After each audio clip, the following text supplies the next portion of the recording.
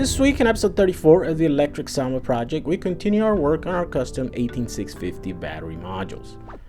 My name is Jehu Garcia. I'm a business owner, self-professed engineer, and an overall dreamer.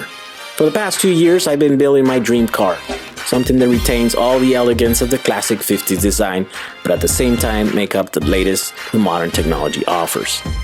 Now, how do you exactly do that? By making it electric. Follow me on my journey through all the struggles, the challenges, but ultimately the satisfaction of growth and success. After a little bit of fun last week with the Samba on the racetrack, it's time to get back to work on our battery modules. Today we are going to work on our second module, the one that we last saw on episode 29. The difference of this module and the first one is, of course, the Tesla style cell level fuses. The wire I tested and chose for the job proved to slowly burn up at 6 amps, which is slightly above the amperage each cell will see under normal operation, pushing the Samba around. The problem is that there might not be enough headroom. But if we do the math, 6 amps times 150 cells equals 900 amps. So in theory, you would have to demand 900 amps for about 10 seconds out of this module before you would start seeing fuses glow orange. Of course, my Curtis controller is rated at 650 amps, but I've seen my instrumentation show a maximum draw more towards the 680 to 690 mark. Even then, that's still a whole 200 amps of headroom on an event that rarely happens, and when it does, it's only sustained for a few seconds. So to find out if this 6 amp fuse wire is right for the job, I'd figured that it's a lot more fun to test it out in real life than to sit here and try to imagine and formulate what could happen if we were to try it out.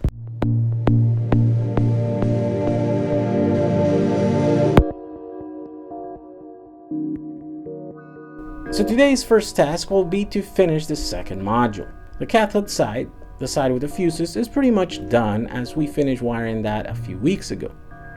Certain viewers made fun of me after watching the episode, saying that I was wiring all these cell fuses in a matrix.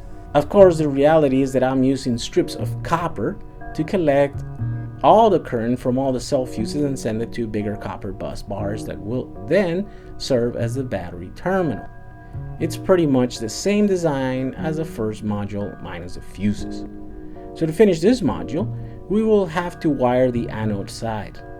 On this side, we will not be using fuses as we don't need that kind of redundancy. So let's get started.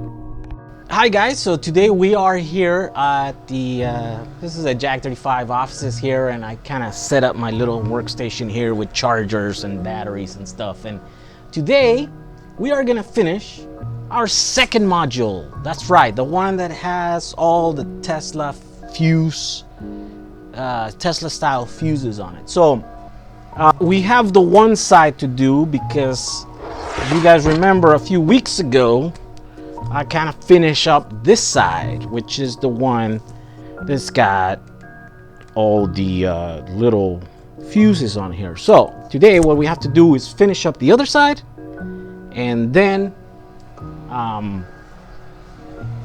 install it in our Samba and take it out for a drive just to see how it does, if it actually, if it actually works. So what we're gonna do here, now that we have our things bent up like this, we're gonna put them here. This is where they're gonna go. Here's our big bus bar.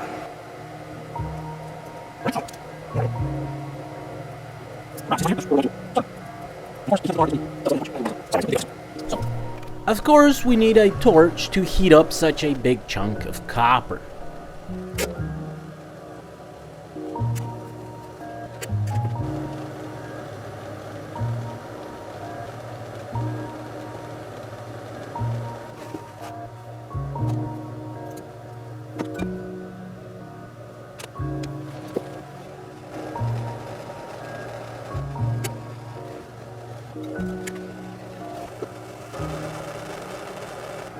Now that we have all this soldered up, now we're gonna have to just start putting solder in all these batteries.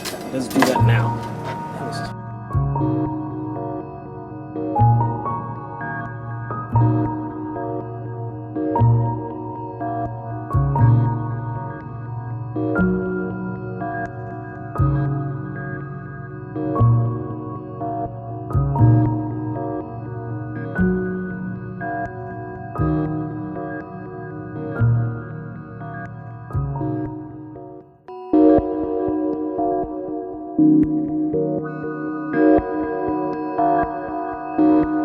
Alright, so here it is, finally, the finished module. It's got the two bus bars, the negative, the positive. They are glued to these cells here so they don't move. So they're pretty rigid. And they're all connected to these strips of copper, which then connect to each cell via the little tiny little cell fuses.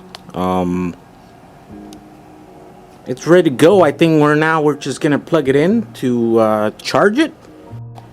Alright, so we just use these cables here with this little plug-in that is all for RC stuff, and now we're gonna put this module to charge, just to top it off so it's nice and charged before we take it out on the road. So charge rate 40 amps. Let's see if how much it'll give us in. Discharge rate 1 amp. I don't need to discharge it. So start charge only. Checking pack. Confirm. Charging.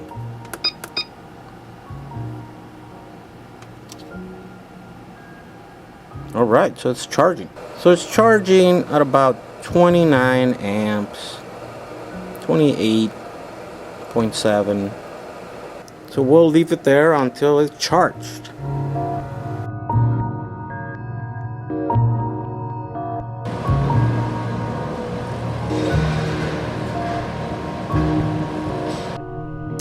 So now it's time to install it.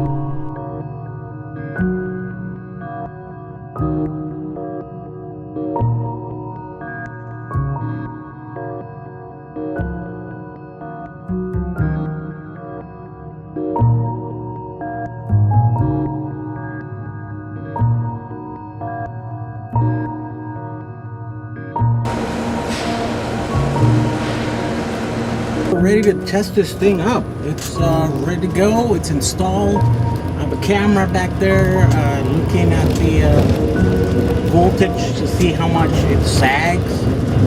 Voltage sag is an important thing that I want to test out. And so right now we're just gonna go. I'm gonna go pick up my two dogs, and then we're gonna go.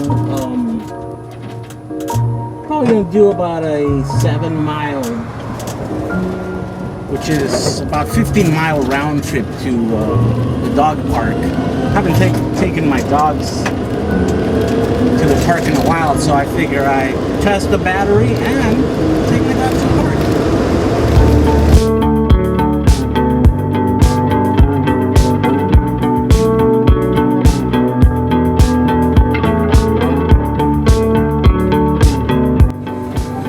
Alright, boys.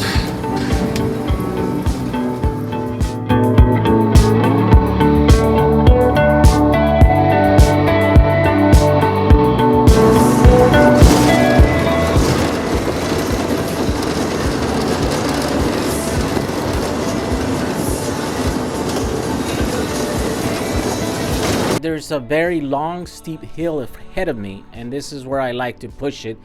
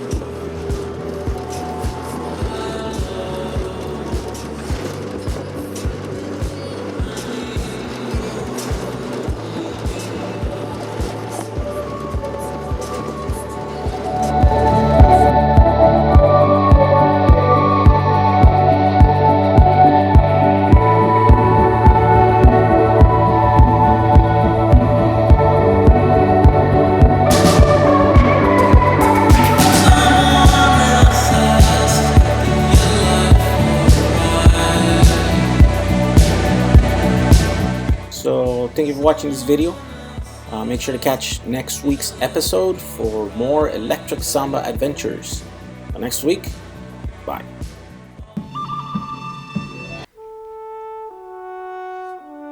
Folks, if you enjoy my videos, don't forget to subscribe to my YouTube channel and join the conversation down below by leaving a comment.